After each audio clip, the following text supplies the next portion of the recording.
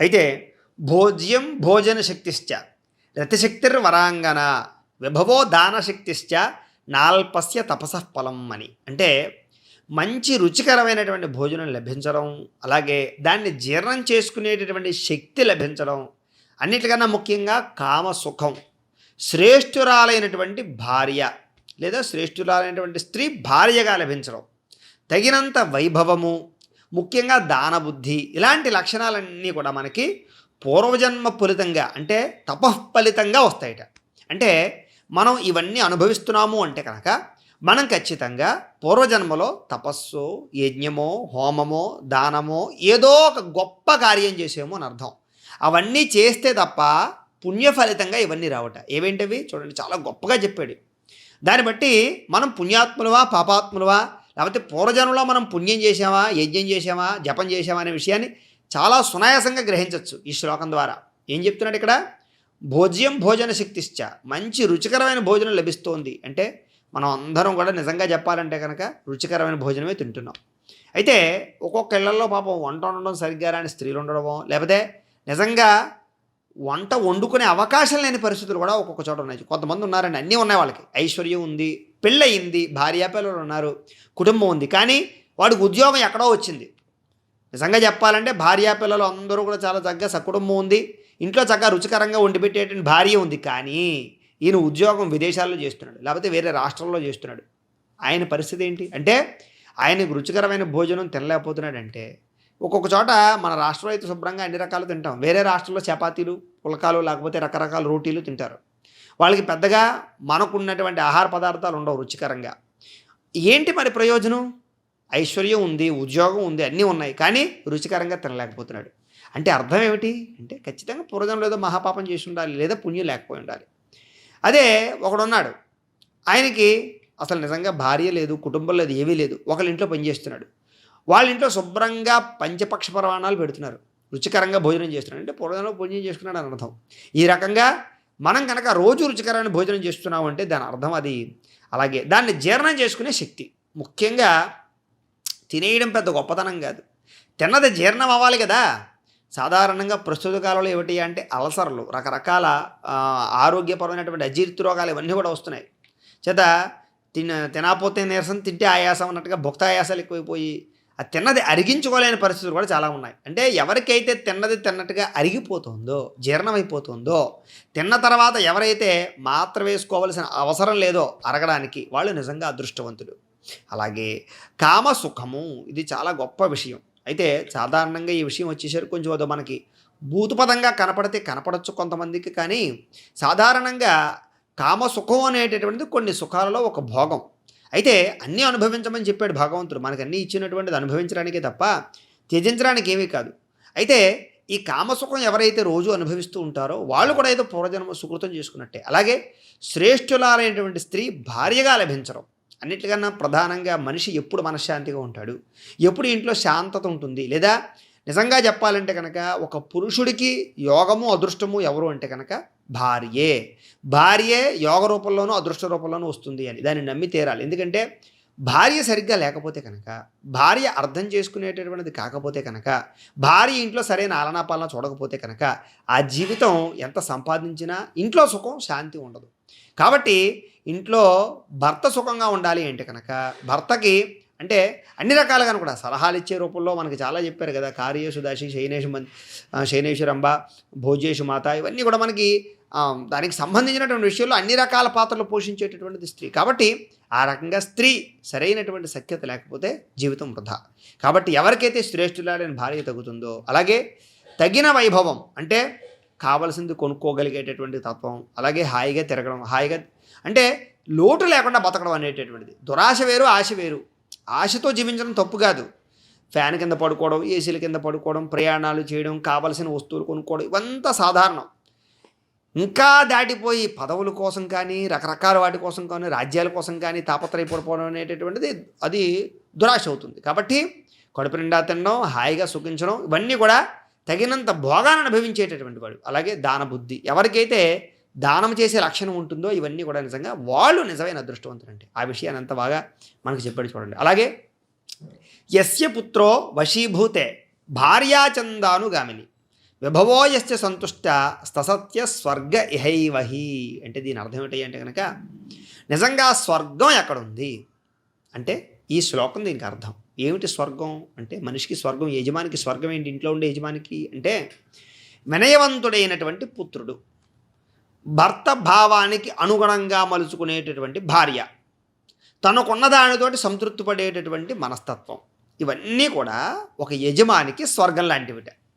నిజంగా ఒక మనిషికి ఏది ఆనందం అంటే వినయంతో ఉండేటటువంటి పుత్రుడు, అంటే తండ్రి మాట చెప్పితే వినడం. సో నిజంగా చెప్పాలంటే చూడండి, మనకి చాలామంది కొడుకులు ఉంటారు, సంతానం ఉంటారు. ప్రస్తుత కాలంలో ఏమిటి అంటే కనుక ఎవరి నిర్ణయం వాళ్ళది, రకరకాలుగా మారిపోయారు కదా. కాకపోతే వినయ విధేయతలతోటి తండ్రికి గౌరవాన్ని ఇచ్చి, తండ్రి చెప్పిన మాటకి విని, తండ్రి అడుగుజాడల్లో నడుస్తూ తండ్రికి గౌరవాన్ని ఇచ్చేటటువంటి పుత్రుడు కనుక ఉంటే, తండ్రికి సేవ చేస్తూ, తండ్రికి అంటే అండగా ఉండాలట.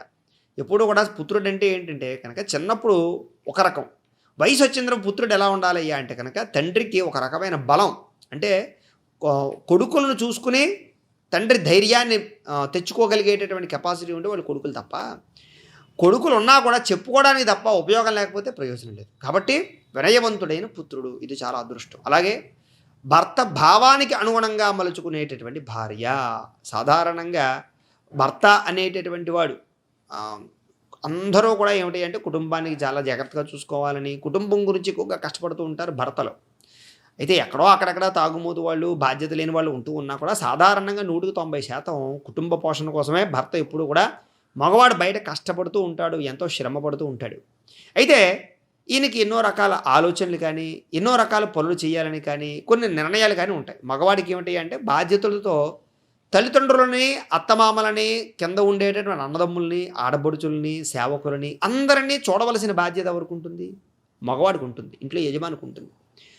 అలా చూడాలంటే ఎవరి సహాయం కావాలి? ఇంట్లో స్త్రీ భార్య యొక్క సహాయం కావాలి. ఏం చేత అంటే కనుక భార్య అత్తమామలతో అందరినీ కూడా, వాళ్ళ తల్లిదండ్రులందరినీ కూడా చక్కగా సమర్థవంతంగా వాళ్ళకి ఆలనా పాలన చూడగలిగితే, గౌరవాన్ని తెచ్చుకోగలిగితే, అలాగే ఆడపడుచులందరినీ గౌరవించగలిగితే, అందరికీ అంటే ఈయన కొన్ని నిర్ణయాలు తీసుకుంటాడు. ఎవరికైనా ఏదైనా పెట్టాలన్నా, ఆడపడుచులకి ఏదైనా పెట్టాలన్నా, లేకపోతే తల్లిదండ్రులకి ఏదైనా కొనాలన్నా, ఈ నిర్ణయాలన్నింటికీ కూడా ఇంట్లో స్త్రీ సపోర్ట్ చేయాలి. అంటే వాళ్ళకి అంత పెట్టేస్తున్నారు, వీళ్ళకి ఎంత పెట్టేస్తున్నారు, మీరు మనల్ని సరిగ్గా చూడటం లేదు, మన డబ్బులంతా ఖర్చు అయిపోతున్నాయి అని వెనకాల ఏదైనా వెనక్కి లాగి, లేకపోతే అలా చేస్తూ ఉంటే కనుక మనల్ని చేయనివ్వకుండా అడ్డుపడుతూ ఉందనుకోండి, అది చాలా దురదృష్టం అనమాట. అలాగే ఇంకో ప్రధానమైన అంశం, ఉన్నదానితో సంతృప్తి పడుట. ఇది చాలా పెద్ద అంశం. నిజంగా ఈ ప్రపంచంలో అదృష్టవంతుడు, నిజంగా స్వర్గం ఎక్కడ ఉంటుంది అంటే ఈ ఒక్క పదం చాలు. ఎందుకంటే సాధారణంగా మనిషికి భగవంతుడు అన్నీ ఇస్తాడు, కాళ్ళు, చేతులు, ముక్కు, నోరు ఇవన్నీ కూడా ఉంటాయి, సంపాదించుకోవడానికి తెలివితేటలు ఉంటాయి. కానీ మనిషి కొంచెం బద్ధకస్తుడై, మనిషి ఏం చేస్తాడే అంటే కష్టపడకుండా డబ్బు సంపాదించడం అలవాటు చేసుకుని, దానితో పాటుగా ఏమిటయ్యా అంటే కనుక పక్కవాడికి ఏదో ఉంది, వాడికి ఏదో ఉందని దాని మీద ఆశపడిపోతూ ఈర్ష్యాద్వేషంతో సంపాదించాలనుకుంటాడు. అప్పుడే ఈ మనిషికి దుఃఖం మొదలవుతుంది. ఇదంతా పెద్ద సబ్జెక్ట్. అయితే ఎవడైతే ఉన్నదానితో సంతృప్తి పడుతూ, నాకు చాలా ఉంది, నాకు బ్రహ్మాండం, ఎవరికో ఇల్లు లేదు కానీ నాకు సుఖంగా ఉండడానికి సొంత ఇల్లు ఉంది, ఎంత అదృష్టవంతుడిని అనుకున్నాడు అనుకోండి. అద్దిల్లో ఉండేవాడిని చూసి పాపం నాకైతే ఇంచక్క సొంత ఇల్లు ఉంది, వాడు పాపం ఎంత ఇబ్బంది పడుతున్నాడు అనుకున్నాడు అనుకోండి, వాళ్ళ లోపల ఆనందం మొదలవుతుంది. అలాగే పిల్లలు లేని వాళ్ళని చూసి, ఆహా నాకు ఇంచక్క 2 పిల్లలు ఉన్నారే, నిజంగా పాపం లేక వాళ్ళు ఎంత బాధపడుతున్నారో అని, ఆహా నాకు 2 పిల్లలు ఉన్నారు సంతృప్తి పడ్డాడు అనుకోండి, ఎంత ఆనందంగా ఉంటుంది. కాళ్ళు లేనివాడిని, కళ్ళు లేనివాడిని చూసి, అబ్బా నాకు ఎంత మంచి అవయవాలు ఇచ్చాడు భగవంతుడు అనుకున్నాడు అనుకోండి, అక్కడ ఉండే సంతృప్తి, ఆనందం ఇంకెక్కడా రావు. అంటే తన దగ్గర లేని వాటిని చూసి నా దగ్గర ఉన్నవి చూసుకుని అప్పుడు మనిషి తృప్తి పడి, ఎంత అదృష్టవంతుని అనుకుంటూ ఉంటే ఆనందం పెరుగుతూ ఉంటుంది. అంతేగాని పక్కవాడి దగ్గర చూసి మన దగ్గర ఏదో లేదనుకుని వాడి దగ్గర ఉన్నదాన్ని చూసి ఈర్ష్యపడుతూ ఉంటే బాధ పెరుగుతూ ఉంటుంది. అంటే ఇక్కడ ఆనందం పెరగాలంటే లేనివాడిని చూసి మనకన్నా ఉన్నాయి చూసుకుని మనం దాని తగ్గ ఉన్నదానితో చూసి సంతృప్తి పడితే ఆనందం పెరుగుతుంది. అలాగే మన దగ్గర లేని చూసి పక్కవాడి దగ్గర ఉన్నవి చూసి ఈర్ష్యపడుతూ ఉంటే బాధ పెరుగుతూ ఉంటుంది. ఇది ఎంత గొప్ప విషయం చూడండి. అంటే ఇవన్నీ ఉంటే వాడికి స్వర్గము ఎక్కడ ఉంటుంది అంటే భూలోకంలోనే ఉంటుంది. ఏమేమిటి?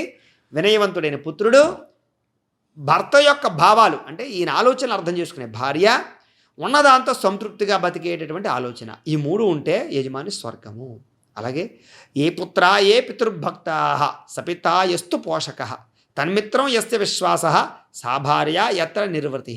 అంటే తండ్రి పట్ల వినయం చూపేటటువంటి పుత్రుడు నిజమైన పుత్రుడు. ఎవరెవరో నిజమైన వాళ్ళు, ఎవరెవరు చాలా మనకి జీవితంలో ఉపయోగపడే వాళ్ళు అంటే కనుక తండ్రి పట్ల వినయం చూపే పుత్రుడు. అలాగే తనయుల క్షేమం చూసేటటువంటి తండ్రి. ఇప్పటిదాకా మనం సంతానం పిల్లలు ఎలా ఉండాలో చెప్పుకున్నాం కదా. ఇప్పుడు దానికి రివర్సు. అంటే 2 రకాల ధర్మాలు ఉంటాయి. ఏమిటాయి అంటే కనుక పిల్లలు తండ్రికి వినయం చూపించడము లేదా తండ్రి అంటే గౌరవం ఇవ్వడం ఒక బాధ్యత అయితే కనుక, తండ్రి యొక్క బాధ్యత ఏమిటి అంటే పిల్లల యొక్క క్షేమం చూడవలసిన బాధ్యత తండ్రిదే ఉంటుంది. నిజమైన తండ్రి అంటే ఎవరంటే కనుక ఎప్పుడూ సంతానం గురించి ఆలోచించాలి.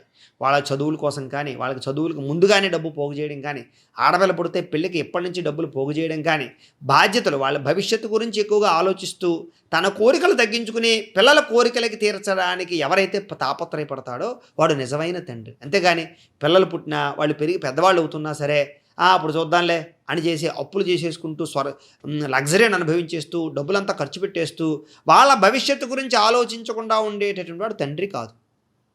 అంటే ఇక్కడ 2 రకాలు. పిల్లలు తండ్రి పట్ల వినయ విధేయతలు చూపించాలి, గౌరవాన్ని ఇవ్వాలి. అలాగే తండ్రి కూడా పిల్లల గురించి తాపత్రయపడాలి, ధనాన్ని దాచాలి, వాళ్ళ బాగోగులు చూడాలి, వాళ్ళకి చదువుకోవడానికి ఇలా వాళ్ళు ఎదగడానికి ఏంటి ఎప్పుడూ కూడా వెనకాల ఒక అండదండగా ఉండాలి. అంతేగాని కొంతమంది తండ్రులు ఉంటూ ఉంటారు, కన్నావు పెంచావు, నీ ఇష్టం వచ్చినట్టు నువ్వు సంపాదించుకో, నీకు కావాలంటే నువ్వు కష్టపడి ఏదో అక్కడెక్కడ పనిచేసి చదువుకో అంటే తప్పది. అలాగే పెళ్లి వయసు వస్తున్నా సరే ఆడపిల్లలకి దానికి సంబంధించినటువంటి ధనం విషయంలో కానీ జాగ్రత్త పడకుండా కానీ దుబారా ఖర్చులు చేస్తూ వ్యసనపరమైనటువంటి అలవాట్లు చేసుకుంటూ ఉన్నట్లయితే కనుక వాడు తండ్రే కాడని చెప్పి. అంటే ఏదో పెళ్లి చేసేసుకోవడం పిల్లలకి అనేయడం అనేటటువంటిది మన సాంప్రదాయంలో అది సరదా పని కాదు, అది బాధ్యత. మనం పెళ్లి చేసుకుంటే చాలా బాధ్యతలు రావాలి. సంతానానికంటే బాధ్యతలు రెట్టింపు అవుతాయి. పిల్లలు పెరిగే కొలది కూడా బాధ్యతలు పెరుగుతూ ఉంటాయి. ఇవన్నీ గుర్తుంచుకోవాలని ఇక్కడ మనకి ఎవరు చెప్తున్నారు అంటే చాణక్యుడు చక్కగా చెప్తున్నాడు. అలాగే విశ్వాసం చూపించేవాడు, అలాగే విశ్వాసం కలిగించేవాడు, విశ్వాసం చూపించేవాడు, అలాగే విశ్వాసపాత్రుడు ఎవరైతే ఉంటాడో వాడు నిజమైనటువంటి స్నేహితుడు అని. అంటే ఇవన్నీ కూడా మన జీవితంలో చాలా ముఖ్యమైనటువంటి అంశాలు అని చెప్తున్నాడు. చూడండి ఎంత గొప్ప విషయాలు. ఇలాంటి అనేక రకాల విషయాలు తదుపరి వీడియోలో తెలుసుకునే ప్రయత్నం చేద్దాం. గోబ్రాహ్మణేభ్యః శుభమస్తు నిత్యం. లోకాః సమస్తాః సుఖినో భవంతు. స్వస్తి.